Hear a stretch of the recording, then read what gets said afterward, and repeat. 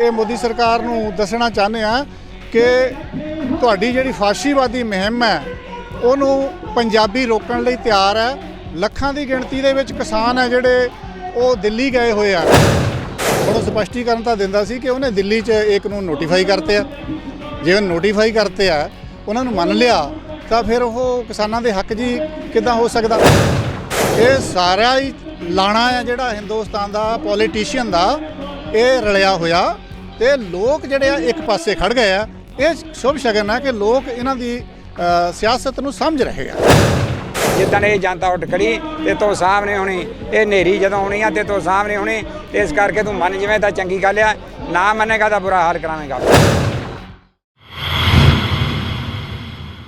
ਕਿਸਾਨੀ ਮੁੱਦੇ ਨੂੰ ਲੈ ਕੇ ਜਿੱਥੇ ਕੇਂਦਰ ਦੀ ਅੜੀ ਜਿਹੜੀ ਹੈ ਬਿਲਕੁਲ ਆਪਣੇ ਨਿਥਰ ਨੇ, ਉੱਥੇ ਹੀ ਕਿਸਾਨ ਜਿਹੜੇ ਆ ਆਪਣਾ ਹੱਕ ਲੈਣ ਦੇ ਜਿਹੜਾ ਅੰਦੋਲਨ ਜਨ ਅੰਦੋਲਨ ਚੱਲ ਰਿਹਾ ਹੈ, ਉਹ ਅੱਜ ਕਿਹੜਾ ਰੂਪ ਧਾਰ ਗਿਆ ਤੁਸੀਂ ਦੇਖ ਰਹੇ ਹੋ। ਅੱਜ ਅਸੀਂ ਖੜੇ ਹਾਂ ਜ਼ਿਲ੍ਹਾ ਨਵਾਂ ਸ਼ਹਿਰ ਦੇ ਲੰਗੜੋਆ ਬਾਈਪਾਸ ਦੇ ਉੱਤੇ, ਜਿੱਥੇ ਤੁਸੀਂ ਦੇਖੇ ਬਹੁਤ ਵੱਡਾ ਇਕੱਠ ਜਿਹੜਾ ਇੱਕ ਐਡਾ ਰੂਪ ਧਾਰ ਗਿਆ ਕਿ ਕੇਂਦਰ ਦੀਆਂ ਜੜ੍ਹਾਂ ਹਿਲਾਉਣ ਤੱਕ ਦਾ ਜਿਹੜਾ ਕੰਮ ਜਿਹੜਾ ਹੋ ਰਿਹਾ ਹੈ। ਔਰ ਸਾਡੇ ਨਾਲ ਕੁਝ ਕਿਸਾਨ ਨੇ, ਕੁਝ ਮਜ਼ਦੂਰ ਨੇ, ਕੁਝ ਹੋਰ ਵਰਗ ਦੇ ਲੋਕ ਜੁੜੇ ਨੇ। ਕੀ ਗੱਲ ਕਰਦੇ ਜਿਹੜਾ ਅੱਜ ਦਾ ਅੰਦੋਲਨ ਹੈ ਕੇਂਦਰ ਸਰਕਾਰ ਦੇ ਖਿਲਾਫ, ਕਿਉਂਕਿ ਜਿਹੜੇ 3 ਕਾਲੇ ਕਾਨੂੰਨ ਬਣਾਏ ਗਏ ਨੇ ਉਹਨੂੰ ਰੱਦ ਕਰਨ ਤੇ ਕੇਂਦਰ ਅੜੀ ਹੋਈ ਹੈ, ਲੇਕਿਨ ਕਿਸਾਨਾਂ ਦੀ ਇੱਕੋ ਮੰਗ ਹੈ ਯੈਸ ਜਾਂ ਨੋ। ਜਿਹੜਾ ਫੈਸਲਾ ਕੱਲ 9 ਤਰੀਕ ਨੂੰ 11 ਵਜੇ ਇੱਕ ਮੀਟਿੰਗ ਜਿਹੜੀ ਕੇਂਦਰ ਦੀ ਦਿੱਲੀ ਦੇ ਵਿੱਚ ਹੋ ਰਹੀ ਆ, ਉਹਨੂੰ ਲੈ ਕੇ ਕੀ ਰਵੱਈਆ। ਸਭ ਤੋਂ ਪਹਿਲਾਂ ਅੱਜ ਦੇ ਅੰਦੋਲਨ ਬਾਰੇ ਗੱਲ ਕਰਦੇ ਆ। ਭਾਜੀ, ਅੱਜ ਦਾ ਅੰਦੋਲਨ ਜਿਹੜਾ ਹੈ ਐਡਾ ਵੱਡਾ ਰੂਪ ਧਾਰ ਗਿਆ ਆ, ਕੀ ਕਹਿਣਾ ਚਾਹੁੰਦੇ ਪਹਿਲਾਂ ਤਾਂ? ਦੇਖੋ, ਇਹ ਜਿਹੜਾ ਪੰਜਾਬ ਦੀਆਂ ਕਿਸਾਨ ਜਥੇਬੰਦੀਆਂ ਤੇ ਦੇਸ਼ ਦੀਆਂ ਕਿਸਾਨ ਜਥੇਬੰਦੀਆਂ ਵੱਲੋਂ ਜਿਹੜਾ ਬੰਦ ਦਾ ਸੱਦਾ ਦਿੱਤਾ ਗਿਆ, ਉਹਦੇ ਤਹਿਤ ਇਹ ਅੰਦੋਲਨ ਹੈ। ਇਹ ਜਿਹੜਾ ਮੋਰਚਾ ਲੱਗਿਆ ਹੋਇਆ, ਖੇਤੀ ਐਕਟ ਜਿਹੜੇ ਬਣਾਏ ਆ ਸਰਕਾਰ ਨੇ, ਉਹਨਾਂ ਨੂੰ ਰੱਦ ਕਰਾਉਣ ਦੇ ਲਈ ਉਹਦੀ ਹਮਾਇਤ ਦੇ ਵਿੱਚ ਇਹ ਅੰਦੋਲਨ ਜਿਹੜਾ ਚੱਲ ਰਿਹਾ। ਔਰ ਅਸੀਂ ਇਹ ਮੋਦੀ ਸਰਕਾਰ ਨੂੰ ਦੱਸਣਾ ਚਾਹੁੰਦੇ ਹਾਂ ਕਿ ਤੁਹਾਡੀ ਜਿਹੜੀ ਫਾਸ਼ੀਵਾਦੀ ਮੁਹਿੰਮ ਹੈ ਉਹਨੂੰ ਪੰਜਾਬੀ ਰੋਕਣ ਲਈ ਤਿਆਰ ਹੈ। ਲੱਖਾਂ ਦੀ ਗਿਣਤੀ ਦੇ ਵਿੱਚ ਕਿਸਾਨ ਹੈ ਜਿਹੜੇ ਉਹ ਦਿੱਲੀ ਗਏ ਹੋਏ ਆ। ਇਹਦੇ ਬਾਵਜੂਦ ਵੀ ਪੰਜਾਬ ਦਾ ਕੋਈ ਪਿੰਡ, ਕੋਈ ਸ਼ਹਿਰ ਜਿਹੜਾ ਉਹ ਬਚਿਆ ਨਹੀਂ ਹੈ ਜਿੱਥੋਂ ਲੋਕ ਇਸ ਮੋਰਚੇ 'ਚ ਸ਼ਾਮਲ ਨਾ ਹੋਏ ਹੋਣ। ਨਵੇਂ ਸ਼ਹਿਰ ਜ਼ਿਲ੍ਹੇ ਦੇ ਬਹੁਤ ਸਾਰੇ ਪਿੰਡਾਂ ਦੇ ਵਿੱਚੋਂ ਔਰ ਬਹੁਤ ਸਾਰੇ ਥਾਵਾਂ ਦੇ ਉੱਤੇ ਇਕੱਠ ਹੋ ਰਿਹਾ। ਆਹ ਇਕੱਠ ਜਿਹੜਾ ਜ਼ਿਲ੍ਹੇ ਦਾ ਵੱਡਾ ਇਕੱਠ ਹੋ ਰਿਹਾ, ਔਰ ਅਸੀਂ ਇਹ ਮੰਗ ਕਰ ਰਹੇ ਹਾਂ ਕਿ ਖੇਤੀ ਕਾਨੂੰਨ ਰੱਦ ਜਿਹੜੇ ਕੀਤੇ ਜਾਣ। ਇਹ ਤੋਂ ਬਿਨਾਂ ਜਿਹੜਾ ਪੰਜਾਬੀਆਂ ਦੀ ਕੋਈ ਮੰਗ ਨਹੀਂ ਹੈ। ਇਸ ਕਰਕੇ ਅਸੀਂ ਜਿਹੜਾ ਇਹ ਅੰਦੋਲਨ ਕਰ ਰਹੇ ਹਾਂ, ਉਹ ਦਿੱਲੀ ਵਾਲੇ ਅੰਦੋਲਨ ਦੀ ਹਮਾਇਤ ਦੇ ਵਿੱਚ।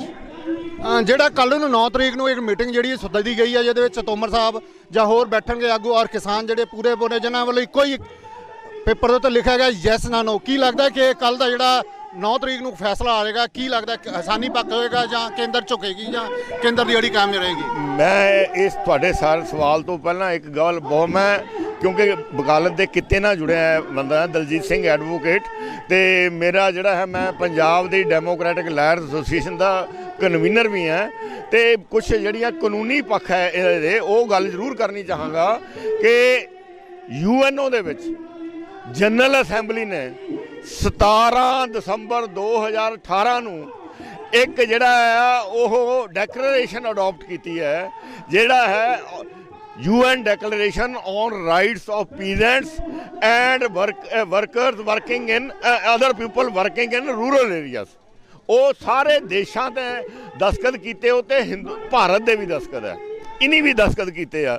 ਇੱਕ ਪਾਸੇ ਉਹ ਜਿਹਦੇ ਅਨੁਸਾਰ ਇਹ ਸ਼ਰਤ ਹੈ ਪਹਿਲਾਂ ਵੀ ਜੇ ਕਿਸੇ ਵੀ ਦੇਸ਼ ਨੇ, ਮੈਂਬਰ ਦੇਸ਼ ਨੇ ਜਿਹੜੇ ਇਹਦੇ ਦਸਤਖਤ ਕਰਨ ਵਾਲੇ ਆ, ਜੇ ਉਸ ਨੇ ਕੋਈ ਕਾਨੂੰਨ ਕਿਸਾਨੀ ਨਾਲ ਸੰਬੰਧਿਤ ਜਾਂ ਜਿਹੜੇ ਪਿੰਡਾਂ 'ਚ ਕੰਮ ਕਰਨ ਵਾਲੇ ਲੋਕ ਆ ਉਹਨਾਂ ਨਾਲ ਜਿਹੜਾ ਸੰਬੰਧਿਤ ਹੈ ਉਹ ਬਣਾਉਣਾ ਹੋਵੇ, ਤੇ ਪਹਿਲਾਂ ਉਹਨਾਂ ਸੰਬੰਧਿਤ ਲੋਕਾਂ ਦੀ ਰਾਏ ਲਈ ਜਾਊਗੀ। ਉਹਨਾਂ ਨੂੰ ਉਸ ਕਾਨੂੰਨ ਦੀਆਂ ਜਿਹੜੀਆਂ ਗੁੱਝੀਆਂ ਮਤਲਬ ਦੂਸਰੀਆਂ ਆ ਉਹ ਸਮਝਾਈਆਂ ਜਾਣਗੀਆਂ, ਔਰ ਉਹਦੇ ਨਾਲ ਕੀ ਉਹਨਾਂ 'ਤੇ ਅਸਰ ਹੋਣਾ ਉਹ ਸਮਝਾਇਆ ਜਾਊਗਾ।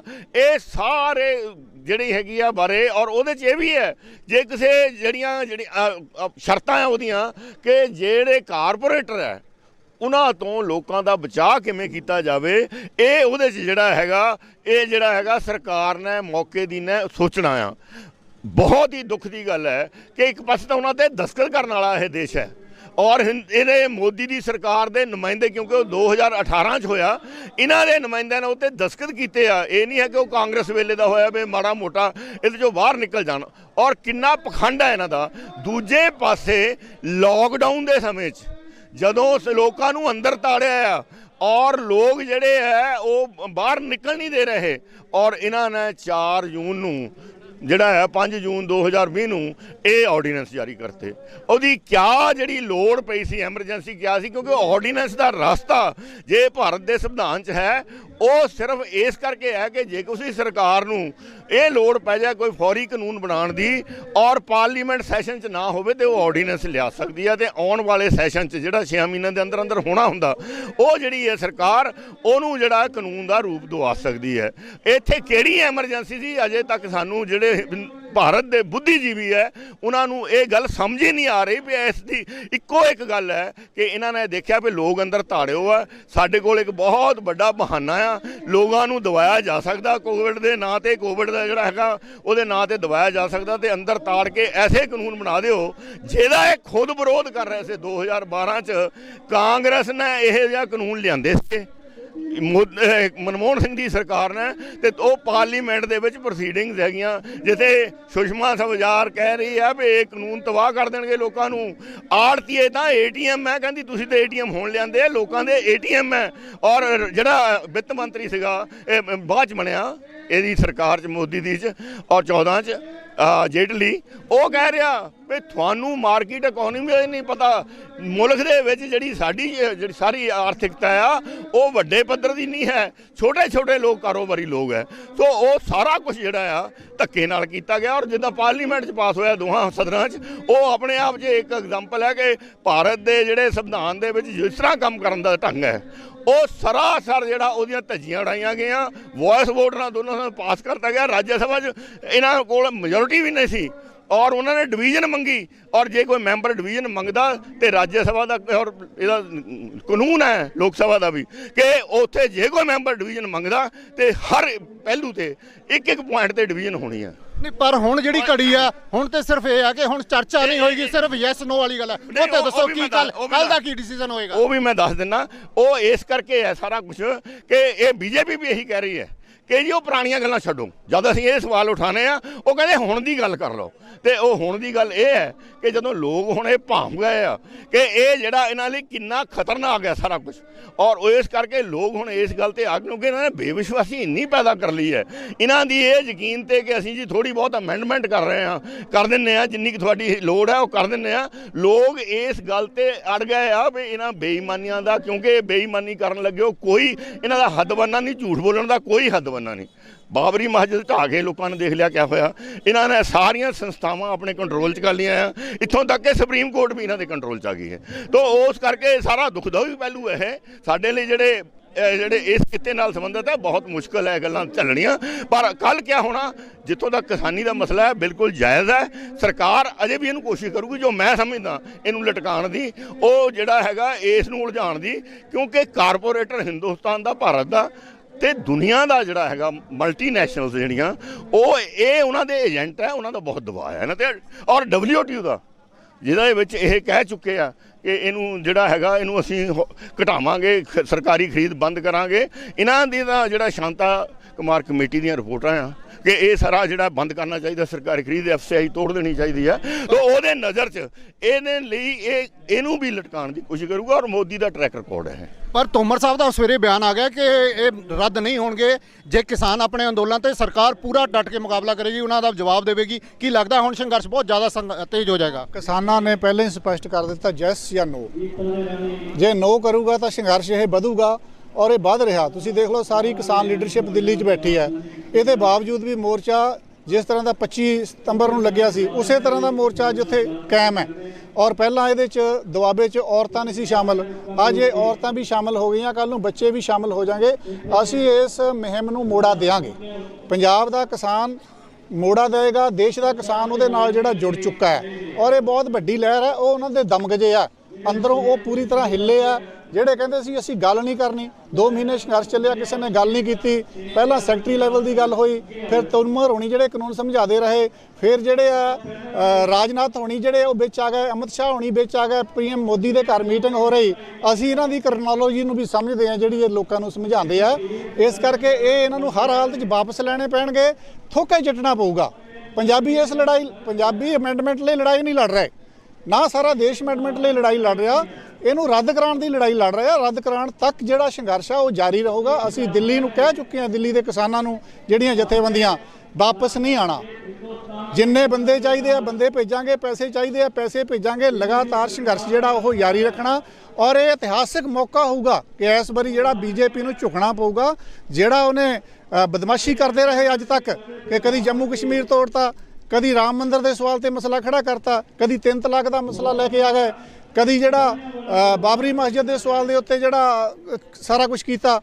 ਉਹਨਾਂ ਨੂੰ ਲੱਗਦਾ ਸੀ ਕਿ ਲੋਕਾਂ ਨੇ ਇਸੇ ਤਰ੍ਹਾਂ ਜਿਹੜਾ ਸਾਡੇ ਫੈਸਲਿਆਂ ਨੂੰ ਮੰਨੀ ਜਾਣਾ ਔਰ ਇਹ ਪਹਿਲੀ ਵਾਰ ਹੈ ਕਿ ਪੰਜਾਬ ਦੇ ਲੋਕਾਂ ਨੇ ਚੁਣੌਤੀ ਦਿੱਤੀ ਹੈ ਤੇ ਹਰਿਆਣੇ ਦੇ ਲੋਕਾਂ ਨੇ ਸਾਥ ਦਿੱਤਾ ਤੇ ਪੂਰੇ ਹਿੰਦੁਸਤਾਨ ਦੇ ਲੋਕਾਂ ਨੇ ਸਾਥ ਦਿੱਤਾ।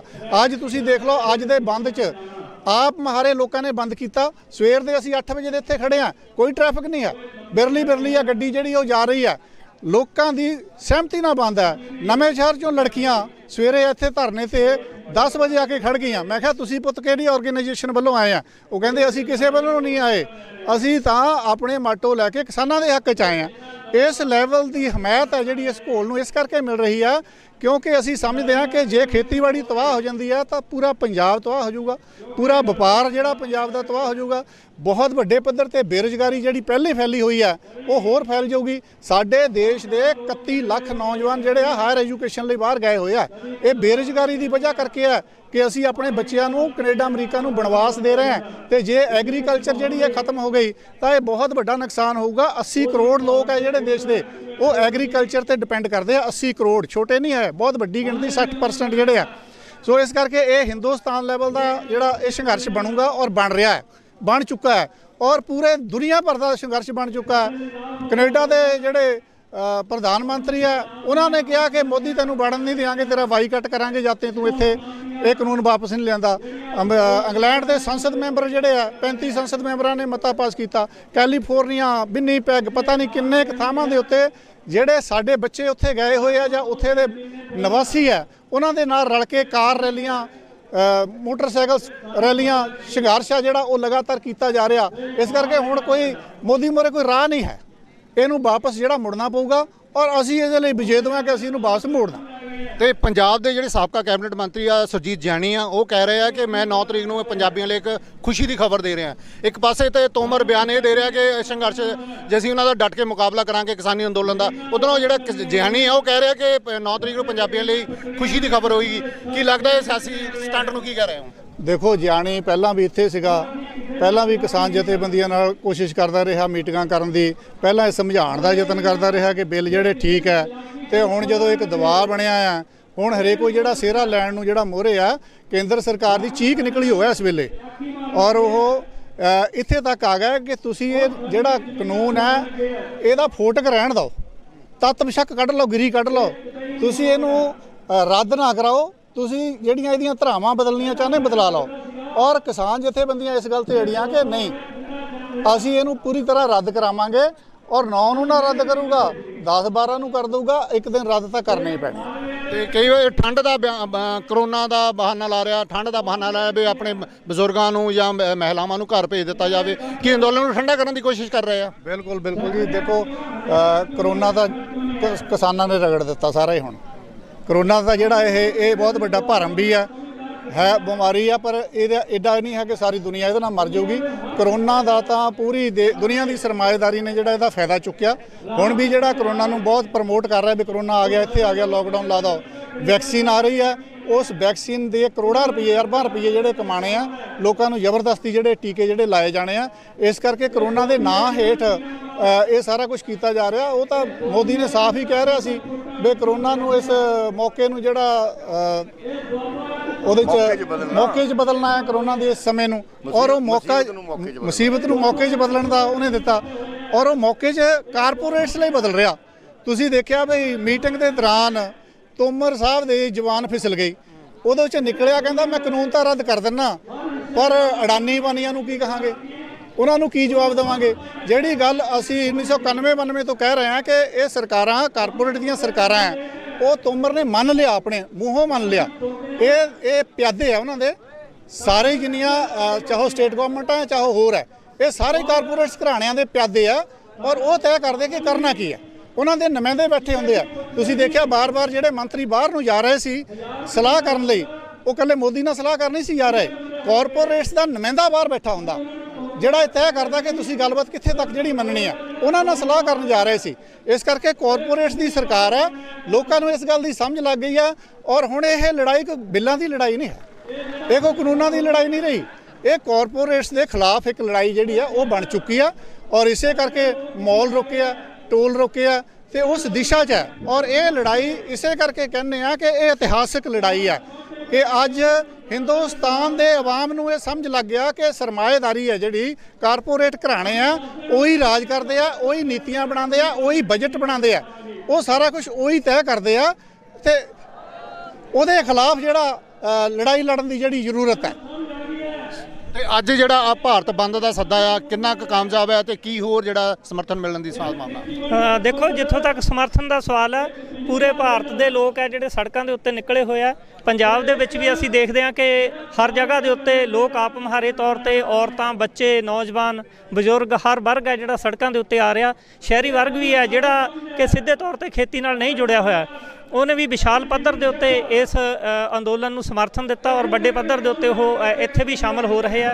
ਟਰੱਕਾਂ ਵਾਲੇ, ਟੈਕਸੀਆਂ ਵਾਲੇ, ਆਟੋ ਵਾਲੇ ਸਾਰੇ ਲੋਕ ਇਹਦੇ ਵਿੱਚ ਸ਼ਾਮਲ ਹੈ। ਔਰ ਅਸੀਂ ਇਹ ਸਮਝਦੇ ਹਾਂ ਕਿ ਜਿਉਂ-ਜਿਉਂ ਇਹ ਮੋਦੀ ਸਰਕਾਰ ਇਹਨੂੰ ਟਾਲ ਮਟੋਲ ਕਰਨ ਦੀ ਕੋਸ਼ਿਸ਼ ਕਰ ਰਹੀ ਹੈ, ਲੋਕਾਂ ਦਾ ਸਮਰਥਨ ਵੱਧ ਰਿਹਾ, ਲੋਕ ਇਹਨਾਂ ਦੀ ਚਾਲ ਨੂੰ ਸਮਝ ਰਹੇ ਆ ਔਰ ਲੋਕਾਂ ਨੂੰ ਇਹ ਸਮਝ ਪੈ ਚੁੱਕੀ ਹੈ ਕਿ ਸਾਡਾ ਭਵਿੱਖ ਤਾਂ ਹੀ ਬਚ ਸਕਦਾ, ਸਾਡੀ ਰੋਟੀ ਰੋਜੀ ਤਾਂ ਹੀ ਬਚ ਸਕਦੀ ਹੈ ਜੇ ਅਸੀਂ ਮੋਦੀ ਸਰਕਾਰ ਦੇ ਕਾਰਪੋਰੇਟ ਏਜੰਡੇ ਨੂੰ ਪਿੱਛੇ ਧੱਕਣ ਵਿੱਚ ਕਾਮਯਾਬ ਹੁੰਦੇ ਹਾਂ ਔਰ ਇਹਦੇ ਖਿਲਾਫ ਵੱਡੀ ਲਾਮਬੰਦੀ ਕਰਦੇ ਹਾਂ। ਤੇ ਅੱਜ ਇਹ ਵੀ ਵੇਖਣ ਨੂੰ ਆਇਆ ਕਿ ਇਸ ਅੰਦੋਲਨ ਦੇ ਵਿੱਚ, ਅੱਜ ਦੇ ਧਰਨੇ ਦੇ ਵਿੱਚ ਵੱਡੇ ਵੱਡੇ ਲੰਗਰ ਜਿਹੜੇ ਆ, ਗੁਰੂ ਸਾਹਿਬ ਦੇ ਲੰਗਰ ਜਿਹੜੇ ਅਥਾਹ ਵਰਤ ਰਹੇ ਨੇ, ਇਹਦੇ ਬਾਰੇ ਕੀ ਲੋਕਾਂ ਦੀ ਕੀ ਮੈਸੇਜ ਦੇਣਾ ਚਾਹੁੰਦੇ ਹੋ? ਦੇਖੋ, ਪਹਿਲੀ ਗੱਲ ਤਾਂ ਇਹ ਹੈ ਕਿ ਇਹ ਪੰਜਾਬ ਦੀ ਬਹੁਤ ਇੱਕ ਅਮੀਰ ਪਰੰਪਰਾ ਹੈ ਕਿ ਲੋਕਾਂ ਦੇ ਵਾਸਤੇ ਸਮੂਹਿਕ ਤੌਰ ਤੇ ਭੁੱਖੇ ਵਾਸਤੇ, ਲੋੜਵੰਦ ਵਾਸਤੇ ਲੰਗਰ ਲਾਇਆ ਜਾਂਦਾ ਤੇ ਸੰਘਰਸ਼ ਵਾਸਤੇ ਲੰਗਰ ਲਾਉਣਾ ਇਹ ਲੋਕਾਂ ਦੀ ਇੱਕ ਬਹੁਤ ਵੱਡੀ ਹਮਾਇਤ ਦਾ ਸਬੂਤ ਹੈ। ਆਪ ਮੁਹਾਰੇ ਤੌਰ ਤੇ ਲੋਕਾਂ ਨੇ ਇਹਨੂੰ ਬਹੁਤ ਵੱਡੇ ਪੱਧਰ ਦੇ ਉੱਤੇ ਸਹਿਯੋਗ ਦਿੱਤਾ। ਅਸੀਂ ਪਿੰਡਾਂ ਵਿੱਚ ਜਿੱਥੇ ਵੀ ਇਹ ਮੈਸੇਜ ਲੈ ਕੇ ਗਏ ਹਾਂ, ਲੋਕ ਆਪਣੇ ਵੱਲੋਂ ਆਫਰ ਕਰਦੇ ਆ ਕਿ ਸਾਨੂੰ ਦੱਸੋ ਕਿੰਨਾ ਲੰਗਰ ਚਾਹੀਦਾ, ਕਿੱਥੇ ਕੀ ਚਾਹੀਦਾ। ਦਿੱਲੀ ਵਿੱਚ ਲੋਕ ਕੁਇੰਟਲਾਂ ਦੇ ਹਿਸਾਬ ਨਾਲ ਪਿੰਨੀਆਂ ਭੇਜ ਰਹੇ ਆ ਬਣਾ ਕੇ, ਵੱਡੇ ਪੱਧਰ ਦੇ ਲੋਕ ਉੱਥੇ ਜਿਹੜਾ ਲੰਗਰ ਆ ਰਸਦ ਭੇਜ ਰਹੇ ਆ। ਇਹਦੇ ਤੋਂ ਇਹ ਸਾਬਤ ਹੁੰਦਾ ਕਿ ਅਸਲ ਦੇ ਵਿੱਚ ਲੋਕ ਹੈ ਜਿਹੜੇ ਆਪਣੀ ਅਮੀਰ ਪਰੰਪਰਾ ਨੂੰ ਸੰਘਰਸ਼ ਦੇ ਵਿੱਚ ਜਿਹੜੇ ਉਹ ਜੋੜਨਾ ਚਾਹੁੰਦੇ ਆ, ਸੰਘਰਸ਼ ਦੇ ਵਿੱਚ ਆਪਣਾ ਹਿੱਸੇ ਦੇ ਤੌਰ ਤੇ ਵੀ ਸ਼ਾਮਲ ਕਰਨਾ ਚਾਹੁੰਦੇ ਆ। ਸੋ ਲੰਗਰ ਦੀ ਪਰੰਪਰਾ ਨੇ ਸਾਡੇ ਸੰਘਰਸ਼ ਨੂੰ ਹੋਰ ਮਜ਼ਬੂਤ ਬਣਾਇਆ ਔਰ ਲੋਕਾਂ ਦਾ ਜਿਹੜਾ ਸਹਿਯੋਗ ਹੈ ਉਹ ਲੰਗਰ ਦੇ ਰਾਹੀਂ ਵੀ ਜਿਹੜਾ ਸੰਘਰਸ਼ ਦੇ ਵਿੱਚ ਆ ਰਿਹਾ ਹੈ। ਤੇ ਕੱਲ ਕੇਜਰੀਵਾਲ ਸਾਹਿਬ ਵੀ ਕਿਸਾਨਾਂ ਦੇ ਵਿੱਚ ਗਏ ਆ ਔਰ ਜਿਹੜੇ ਪੰਜਾਬ ਦੇ ਜਾਂ ਦੇਸ਼ ਦੇ ਕਾਂਗਰਸ ਦੇ ਪਾਰਲੀਮੈਂਟ ਦੇ MP ਲੋਕ ਨੇ, ਉਹਨਾਂ ਨੇ ਵੀ ਰਾਤ ਜਿਹੜਾ ਉੱਥੇ ਜੰਤਰ ਮੰਤਰ ਦੇ ਧਰਨਾ ਦਿੱਤਾ। ਕੀ ਇਹ ਵੀ ਅੱਜ ਹੁਣ ਰੋਟੀਆਂ ਸੇਕੀਆਂ ਜਾ ਰਹੀਆਂ? ਦੇਖੋ, ਇਹ ਤਾਂ ਹੁਣ ਪੰਜਾਬ ਦੇ ਇਕੱਲੇ ਬੱਚੇ ਨੂੰ ਪਤਾ, ਸਾਡੇ ਦੱਸਣ ਦੇ ਨਹੀਂ। ਮੇਰੀ ਇੱਕ 70 ਸਾਲ ਦੀ ਭੈਣ ਹੈ, ਪੜ੍ਹੀ ਲਿਖੀ ਨਹੀਂ ਹੈ, ਤਾਏ ਦੀ ਲੜਕੀ ਹੈ। ਕੱਲ ਉਹ ਗੱਲ ਕਰਦੀ ਸੀ, ਕਹਿੰਦੀ ਵੀ ਲੋਕ ਪਿੰਡਾਂ 'ਚ ਗੱਲਾਂ ਕਰਦੇ ਆ ਵੀ ਇਹ ਕੈਪਟਨ ਤੇ ਬਾਦਲ ਉਹਨਾਂ ਨੂੰ ਪਹਿਲਾਂ ਲਿਖ ਕੇ ਦੇ ਆਏ ਸੀਗੇ। ਇਹ ਗੱਲ ਦੀ ਰਸਾਈ ਜਿਹੜੀ ਥੱਲੇ ਤੱਕ ਹੋ ਗਈ ਆ ਕਿ ਕਿੱਦਾਂ ਮਿਲੇ ਹੋਏ ਆ, ਕਿਉਂਕਿ ਥੱਲੇ ਤੱਕ ਔਰਤਾਂ ਜਿਹੜੀਆਂ ਖਾਸ ਕਰਕੇ ਜਿਨ੍ਹਾਂ ਨੇ ਕਦੀ ਸਿਆਸਤ ਨਾਲ ਕੋਈ ਬਾਹਰ ਨਹੀਂ ਹੈ, ਉਹਨਾਂ ਨੂੰ ਵੀ ਪਤਾ ਲੱਗ ਗਿਆ। ਸੋ ਕੇਜਰੀਵਾਲ ਵੀ ਉੱਥੇ ਰੋਟੀਆਂ ਸੇਕਣ ਨਹੀਂ ਆਇਆ। ਜੋ ਕੇਜਰੀਵਾਲ ਦਾ ਰੌਲਾ ਪੈ ਰਿਹਾ, ਹੁਣ ਉਹ ਸਪਸ਼ਟੀਕਰਨ ਤਾਂ ਦਿੰਦਾ ਸੀ ਕਿ ਉਹਨੇ ਦਿੱਲੀ 'ਚ ਇਹ ਕਾਨੂੰਨ ਨੋਟੀਫਾਈ ਕਰਤੇ ਆ। ਜੇ ਉਹ ਨੋਟੀਫਾਈ ਕਰਤੇ ਆ, ਉਹਨਾਂ ਨੂੰ ਮੰਨ ਲਿਆ, ਤਾਂ ਫਿਰ ਉਹ ਕਿਸਾਨਾਂ ਦੇ ਹੱਕ ਜੀ ਕਿੱਦਾਂ ਹੋ ਸਕਦਾ? ਸੋ ਜਿੰਨੇ ਵੀ ਇਸ ਸਿਆਸਤ 'ਚ ਬੈਠੇ ਆ, ਜਿੰਨੇ ਵੀ ਬੰਨਗੀ ਦੇ ਲੋਕ ਬੈਠੇ ਆ, ਇਹਨਾਂ ਦੇ ਚਿਹਰੇ ਅਲੱਗ-ਅਲੱਗ ਆ ਪਰ ਹੈਗੇ ਸਾਰੇ ਕਾਰਪੋਰੇਟਸ ਦੇ ਅਧੀਨ। ਜੇ ਸੈਂਟਰ ਜਿਹੜਾ ਅਵਾਨੀ ਅਡਾਨੀ ਤੋਂ 1 ਇੰਚ ਇੱਧਰ ਨਹੀਂ ਹੋ ਸਕਦਾ, ਤਾਂ ਸਟੇਟ ਗਵਰਨਮੈਂਟ ਹੈ ਉਹਨਾਂ ਮੂਹਰੇ ਕੀ ਆ? ਉਹਨਾਂ ਦੀ ਔਕਾਤ ਕੀ ਆ ਸਟੇਟ ਗਵਰਨਮੈਂਟਾਂ ਦੀ ਕਿ ਉਹ ਅਵਾਨੀ ਅਡਾਨੀਆਂ ਨੂੰ ਜਿਹੜਾ ਦੂਜਾ ਕਰ ਦੇਣ? ਅਡਾਨੀ ਦਾ ਗਡਾਊਨ ਪੰਜਾਬ ਦੀਆਂ ਗਵਰਨਮੈਂਟਾਂ ਨੇ ਇੱਥੇ ਬਣ ਦਿੱਤਾ ਨਾ, ਇਹ ਮਾਲ ਖੋਲ੍ਹਣ ਦੀਆਂ ਇਜਾਜ਼ਤਾਂ ਇਹੀ ਦਿੰਦੇ ਆ ਨਾ। ਸੋ ਇਸ ਕਰਕੇ ਇਹ ਸਾਰਾ ਹੀ ਲਾਣਾ ਹੈ ਜਿਹੜਾ ਹਿੰਦੁਸਤਾਨ ਦਾ ਪੋਲੀਟੀਸ਼ੀਅਨ ਦਾ, ਇਹ ਰਲਿਆ ਹੋਇਆ ਤੇ ਲੋਕ ਜਿਹੜੇ ਆ ਇੱਕ ਪਾਸੇ ਖੜ ਗਏ ਆ। ਇਹ ਸ਼ੁਭ ਸ਼ਗਨ ਹੈ ਕਿ ਲੋਕ ਇਹਨਾਂ ਦੀ ਸਿਆਸਤ ਨੂੰ ਸਮਝ ਰਹੇ ਆ। 22 ਦੀ ਇਲੈਕਸ਼ਨ ਦੇ ਕਿਆ ਕਿਸਾਨਾਂ ਵੱਲੋਂ ਹੁਣ ਵੱਖਰੀ ਪਾਰਟੀ ਬਣਾ ਕੇ ਇਲੈਕਸ਼ਨ ਲੜਨ ਦਾ ਕੋਈ ਹੈ ਪਲੈਨਿੰਗ ਇੱਦਾਂ ਦੀ? ਦੇਖੋ, ਇਹ ਕੁਝ ਨਹੀਂ ਅਜੇ ਇੱਦਾਂ ਦਾ ਕੋਈ ਕਿਸਾਨ ਕੋਈ ਪਾਰਟੀ ਨਹੀਂ ਹੈ। ਕਿਸਾਨ ਜਿਹੜਾ ਮਾਸ ਆਰਗੇਨਾਈਜੇਸ਼ਨ ਹੈ ਜਿਹਦੇ 'ਚ ਕੰਮ ਕਰਦੇ ਆ। ਔਰ ਜਿਹੜੀ ਸਾਡੀ ਰਾਏ ਵੀ ਆ ਉਹ ਇਹ ਹੈ ਕਿ ਪਾਰਲੀਮੈਂਟਰੀ ਬਦਲ ਹੈ ਜਿਹੜਾ, ਉਹ ਕੋਈ ਲੋਕਾਂ ਦੇ ਮਸਲੇ ਹੱਲ ਕਰ ਨਹੀਂ ਸਕਦਾ, ਕਿਉਂਕਿ ਪਾਰਲੀਮੈਂਟ 'ਚ ਅਸੀਂ ਬਹੁਤ ਸਾਰੇ ਲੋਕ ਦੇਖੇ ਆ, ਬਹੁਤ ਸਾਰੇ ਨਵੇਂ ਚਿਹਰੇ ਆਏ ਆ। ਉਹ ਸਾਰੇ ਚਿਹਰੇ ਆ ਉਹ 6 ਮਹੀਨੇ ਨਹੀਂ ਕੱਢਦੇ ਕਿ ਮੁੜ ਕੇ ਕਾਰਪੋਰੇਟਾਂ ਨਾਲ ਖੜ ਜਾਂਦੇ ਆ। ਔਰ ਸਾਡੀ ਇਹ ਕੋਸ਼ਿਸ਼ ਰਹੂਗੀ ਕਿਸਾਨ ਜਥੇਬੰਦੀਆਂ ਦੀ ਕਿ ਇੱਕ ਜਨਤਾ ਦਾ ਬਦਲ ਖੜਾ ਕੀਤਾ ਜਾਵੇ। ਲੋਕ ਸੰਘਰਸ਼ ਦਾ ਬਦਲ ਜਿਹੜਾ ਇਸ ਵੇਲੇ ਦੇਸ਼ ਨੂੰ ਲੋੜ ਲੋਕ ਸੰਘਰਸ਼ ਦੇ ਬਦਲ ਦੀ ਆ। ਤੇ ਆਹ ਦੇਖੋ, ਪਾਰਲੀਮੈਂਟ ਦੇ ਪਾਸ ਕੀਤੇ ਕਾਨੂੰਨ ਹੈ, ਲੋਕ ਸੰਘਰਸ਼ ਇਹਨਾਂ ਨੂੰ ਬਦਲਾਉਣ ਲਈ ਲੜ ਰਿਹਾ। ਪਾਰਲੀਮੈਂਟ ਦੇ ਵਿੱਚ ਜੇ ਤੁਸੀਂ ਕਹੋ ਕਿ ਮੈਂ ਚਲ ਜਾਂ ਕੋਈ ਹੋਰ ਚਲ ਜਾਏ, ਇਸ ਵੇਲੇ ਪਾਰਲੀਮੈਂਟ 'ਚ 429 MP ਕਿਸਾਨ ਹੈ, ਪਰ ਕੋਈ ਕਿਸਾਨਾਂ ਦੇ ਹੱਕ 'ਚ ਖੜਿਆ। ਸਾਰਿਆਂ ਨੇ ਜਿਹੜੇ ਫਾਰਮ ਭਰੇ ਆਪਣੇ, ਉਹ 'ਚੋਂ ਨਹੀਂ ਕਿਹਾ ਵੀ ਅਸੀਂ ਕਿਸਾਨ ਦੇ ਪੁੱਤ ਹਾਂ, ਪਰ ਕੋਈ ਨਹੀਂ ਖੜਦਾ। ਸੋ ਇਹ ਜਿਹੜੀ ਸਿਆਸਤ ਹੈ ਜਿਹੜੀ ਕਾਰਪੋਰੇਟਸ ਦੀ ਵਰਸਸ ਲੋਕਾਂ ਦੀ, ਇਸ ਕਰਕੇ ਅਸੀਂ ਲੋਕ ਲਹਿਰ ਦੀ ਜਿਹੜਾ ਬਦਲ ਹੈ ਉਹ ਖੜਾ ਕਰਨ ਦੇ ਲਈ ਯਤਨ ਕਰਾਂਗੇ। ਇੱਕ ਜਿਹੜਾ ਪੰਜਾਬ ਦੇ ਜਿਹੜੇ ਸਾਬਕਾ ਮੁੱਖ ਮੰਤਰੀ ਕੈਪਟਨ ਸੀਗਾ ਪ੍ਰਕਾਸ਼ ਸਿੰਘ ਬਾਦਲ ਸੀ, ਉਹਨੇ ਅਵਾਰਡ ਵਾਪਸ ਕੀਤੇ ਤੋਂ ਬਾਅਦ 28 ਹੋਰ ਲੋਕ ਜਿਨ੍ਹਾਂ ਵਿੱਚ ਸਾਹਿਤਕਾਰ ਵੀ ਸੀ, ਖਿਡਾਰੀ ਵੀ ਸੀ, ਕਿ ਇਹਦੇ ਨਾਲ ਕਿਸਾਨੀ ਨੂੰ ਅੰਦੋਲਨ ਨੂੰ ਵੱਡਾ ਹੁਲਾਰਾ ਮਿਲਣ ਦੀ ਸੰਭਾਵਨਾ? ਜੇ ਉਹਨੇ ਹੁਣ ਵੀ ਇਹ ਅਵਾਰਡ ਵਾਪਸ ਕੀਤਾ ਤਾਂ ਅਸੀਂ ਉਹਦਾ ਧੰਨਵਾਦ ਕਰਦੇ ਹਾਂ, ਠੀਕ ਹੈ, ਪਰ ਸਾਰੀ ਜਨਤਾ ਨੂੰ ਪਤਾ ਹੈ ਉਹਨੇ ਕਿਉਂ ਵਾਪਸ ਕੀਤਾ। ਉਹਨੇ ਅਵਾਰਡ ਹੀ ਥੋੜ੍ਹਾ ਵਾਪਸ ਕੀਤਾ, ਉਹ ਤਾਂ ਉਹਦੀ ਨੌਂ ਜਿਹੜੀ ਆ ਉੱਥੇ ਕੁਰਸੀ ਛੱਡ ਕੇ ਵੀ ਆ ਗਈ ਹੈ। ਔਰ ਇਹ ਸਾਰੇ ਬਾਦਲ ਦੀ ਵਾਈਟ ਵੀ ਮੈਂ ਸੁਣੀ ਹੈ ਪਹਿਲਾਂ ਕਿ ਉਹ ਇਹਦੇ ਹੱਕ 'ਚ ਬੋਲਦਾ ਸੀ ਵੀ ਇਹ ਜਿਹੜੇ ਕਾਨੂੰਨ ਹੈ ਬਹੁਤ ਲਾਭਕਾਰੀ ਹੈ, ਇਹਦੇ ਨਾਲ ਕਿਸਾਨਾਂ ਦੀ ਆਮਦਨ ਵਧੂਗੀ। ਦੇਰ ਆਏ ਦਰੁਸਤ ਆਏ, ਚਾਹੋ ਆਪਣੀ ਮਜਬੂਰੀ 'ਚੋਂ ਆਏ, ਇਹਦੇ ਨਾਲ ਕਿਸਾਨਾਂ ਨੂੰ, ਆਮ ਲੋਕਾਂ ਨੂੰ ਇਸ ਗੱਲ ਦਾ ਇਹ ਤਾਂ ਅਹਿਸਾਸ ਹੁੰਦਾ ਹੈ ਕਿ ਉਹਨਾਂ ਦੀ ਜਿੱਤ ਹੋਈ ਹੈ, ਉਹਨਾਂ ਦੀ ਗੱਲ ਦੀ ਜਿੱਤ ਹੋਈ ਹੈ। ਜਿਹੜੇ ਲੋਕ ਗਲਤ ਬੋਲਦੇ ਸੀ ਉਹ ਹਾਰੇ ਆ, ਉਸ ਹਾਰ 'ਚ ਉਹਨਾਂ ਨੇ ਇਹ ਜੇ ਵਾਪਸ ਕੀਤਾ ਤਾਂ ਸਾਨੂੰ ਕੋਈ ਬੁਰਾ ਨਹੀਂ ਲੱਗਿਆ, ਧੰਨਵਾਦ ਉਹਨਾਂ ਦਾ। ਤੇ ਕੱਲ ਇੱਕ ਚਿੱਠੀ ਵੀ ਉਹਨਾਂ ਨੇ ਮੋਦੀ ਸਾਹਿਬ ਨੂੰ ਲਿਖੀ ਆ ਕਿਸਾਨੀ ਮੁੱਦੇ ਨੂੰ ਹੱਲ ਕਰਨ ਦੇ ਲਈ। ਦੇਖੋ ਹੁਣ ਤਾਂ ਸਾਰਾ ਕੁਝ ਹੀ ਹੋਣਾ, ਉਹ ਵੀ ਲਿਖ ਰਹੇ ਆ, ਹੋਰ ਵੀ ਲਿਖ ਰਹੇ ਆ। ਜਿਹੜੇ ਅਵਾਰਡ ਅਸਲ 'ਚ ਖਿਡਾਰੀ ਵਾਪਸ ਕਰ ਰਹੇ ਆ, ਉਹਨਾਂ ਦੀ ਬਹੁਤ ਜ਼ਿਆਦਾ ਮਹੱਤਤਾ ਅਸੀਂ ਸਮਝਦੇ ਹਾਂ ਕਿ ਜਿਨ੍ਹਾਂ ਨੇ ਆਪਣੇ ਬਲ 'ਤੇ, ਆਪਣੇ ਜ਼ੋਰ 'ਤੇ ਅਵਾਰਡ ਪ੍ਰਾਪਤ ਕੀਤੇ ਸੀ, ਆਪਣੀ ਖੇਡ ਦੇ ਸਿਰ 'ਤੇ, ਉਹ ਵੀ ਵਾਪਸ ਕਰ ਰਹੇ ਆ। ਸਾਹਿਤਕਾਰ ਜਿਨ੍ਹਾਂ ਨੇ ਆਪਣੀਆਂ ਲਿਖਤਾਂ ਦੇ ਤੌਰ 'ਤੇ, ਉਹ ਬਾਕੀਆਂ ਦੇ ਅਵਾਰਡ ਤਾਂ ਕਾਰਪੋਰੇਟਾਂ ਦੇ ਦਿੱਤੇ ਅਵਾਰਡ ਹੀ ਆ, ਠੀਕ ਆ। ਤੇ ਇਹ ਜਿਹੜੇ ਕਿ ਪਹਿਲਾਂ 40 ਸਾਲ ਪਹਿਲਾਂ ਇੰਗਲੈਂਡ ਵੀ ਰਹਿ ਕੇ ਆਏ, ਹੁਣ ਇੱਥੇ 100 ਏਕੜ ਦੀ ਖੇਤੀ ਵੀ ਕਰਦੇ ਨੇ। ਉਹਨਾਂ ਨਾਲ ਗੱਲ ਕਰਦੇ ਆ ਕਿ ਜਿਹੜਾ ਤੁਸੀਂ ਬਾਹਰਲੇ ਮੁਲਕ ਦੇ ਵਿੱਚ ਵੀ ਖੇਤੀ ਕੀਤੀ, ਇੱਥੇ ਵੀ ਖੇਤੀ ਕਰ ਰਹੇ ਹੋ, ਅੱਜ ਜੋ ਖੇਤੀ ਦੇ ਕਿਸਾਨਾਂ ਦੇ ਹਾਲਾਤ ਬਣਾ ਦਿੱਤੇ ਨੇ ਕੇਂਦਰ ਸਰਕਾਰ ਨੇ, ਕੀ ਕਹਿਣਾ ਚਾਹੁੰਦੇ ਹੋ? ਇੱਦਾਂ ਦਾ ਹਾਲਾਤ ਜੀ ਸਾਰੀ ਦੁਨੀਆ 'ਚ ਨਹੀਂ ਕਿਤੇ ਹੋਇਆ। ਜਿਹੜੀਆਂ ਇਹ ਸਾਨੂੰ ਸਬਸਿਡੀਆਂ ਕਹਿੰਦੇ ਆ ਜੀ, ਇਸ ਚੀਜ਼ ਦੀ ਸਬਸਿਡੀ ਮਿਲ ਜਾਣੀ ਹੈ, ਇਹਦੀ ਹੋ ਜਾਣੀ ਆ, ਲੇਕਿਨ ਉਹ ਬਿਲਕੁਲ ਨਹੀਂ ਕੋਈ ਸਬਸਿਡੀ ਮਿਲਦੀ।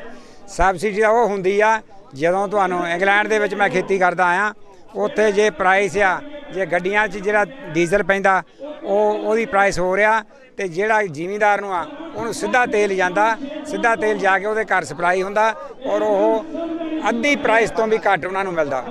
ਜਿਹੜਾ ਅੱਜ ਕਿਸਾਨ ਦੀ ਹਾਲਾਤ ਇਹ ਕਰ ਰਿਹਾ ਮੋਦੀ, ਇੱਦਾਂ ਦੀ ਹਾਲਾਤ ਕਦੇ ਹੋਈ ਨਹੀਂ। ਮੈਂ ਇਕੱਲਾ ਨਹੀਂ, ਸਾਰਾ ਕਿਸਾਨ ਜੋ ਹਿੰਦੁਸਤਾਨ ਦਾ ਕਿਸਾਨ ਆ, ਉਹ ਸਾਰਾ ਇੰਤਾਂ ਕਰਕੇ ਰੱਖਤਾ।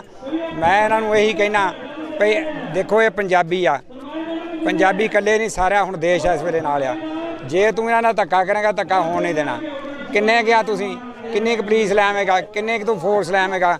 ਜਿੱਦਣ ਇਹ ਜਨਤਾ ਉੱਠ ਖੜੀ ਤੇ ਤੋਂ ਸਾਹਮਣੇ ਹੋਣੀ, ਇਹ ਹਨੇਰੀ ਜਦੋਂ ਆਉਣੀ ਆ ਤੇ ਤੋਂ ਸਾਹਮਣੇ ਹੋਣੀ। ਇਸ ਕਰਕੇ ਤੂੰ ਮੰਨ ਜਿਵੇਂ ਤਾਂ ਚੰਗੀ ਗੱਲ ਆ, ਨਾ ਮੰਨੇਗਾ ਤਾਂ ਬੁਰਾ ਹਾਲ ਕਰਾਵੇਂਗਾ ਆਪਣਾ।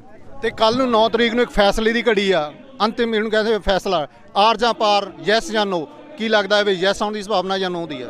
ਮੇਰੇ ਖਿਆਲ ਦੇ ਵਿੱਚ ਤਾਂ ਮੇਰਾ ਵਿਊ ਵੀ ਆ ਵੀ ਲਵੇ ਉਹਨੂੰ, ਇਹਨੂੰ ਮੰਨਣਾ ਚਾਹੀਦਾ, ਪਰ ਮੇਰਾ ਖਿਆਲ ਆ ਮੰਨ ਜਾਏਗਾ। ਜੇ ਨਾ ਮੰਨੇਗਾ ਤਾਂ ਬੁਰਾ ਹਾਲ ਕਰਾਵੇਗਾ ਆਪਣਾ। ਪਰ ਤੋਮਰ ਨੇ ਤਾਂ ਕਹਿ ਦਿੱਤਾ ਕਿ ਨਹੀਂ, ਅਸੀਂ ਇਹ ਰੱਦ ਨਹੀਂ ਕਰਨੇ, ਕਿਸਾਨਾਂ ਦੇ ਨਾਲ ਅਸੀਂ ਸੰਘਰਸ਼ ਕਰਨ ਨੂੰ ਤਿਆਰ ਹਾਂ।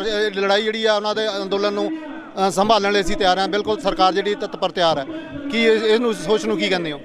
ਮੈਂ ਇਹ ਕਹਿਣਾ ਵੀ ਕਿਸਾਨ ਵੀ, ਜੇ ਤੂੰ ਤੋਮਰ ਕਹਿੰਦਾ ਨਾ, ਤੇ ਕਿਸਾਨ ਵੀ ਲੜਨ ਨੂੰ ਤਿਆਰ ਆ। ਅਸੀਂ ਤਾਂ ਮਰਦੇ ਦਮ ਤੱਕ ਲੜਾਂਗੇ, ਇੱਦਾਂ ਦੀ ਕੋਈ ਗੱਲ ਨਹੀਂ ਗੀ।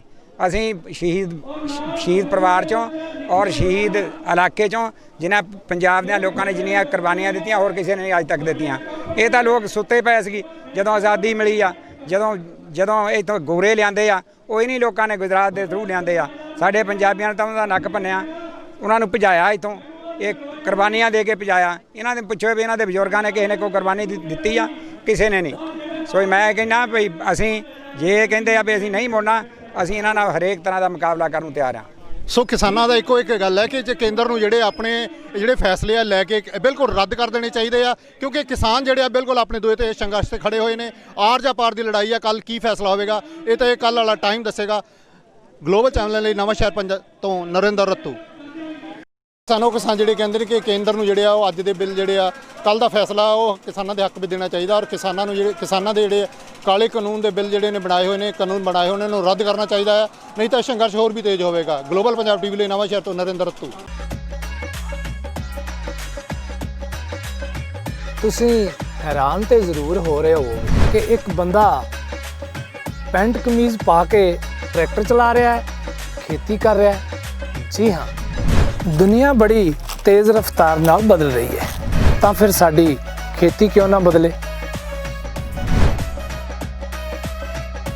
ਖੇਤੀ ਨੂੰ ਲਾਹੇਵੰਦ ਬਣਾਉਣ ਲਈ ਬਹੁਤ ਜ਼ਰੂਰੀ ਹੈ ਆਧੁਨਿਕ ਜਾਣਕਾਰੀ ਅਤੇ ਤਕਨੀਕ ਨਾਲ ਜੁੜਨਾ।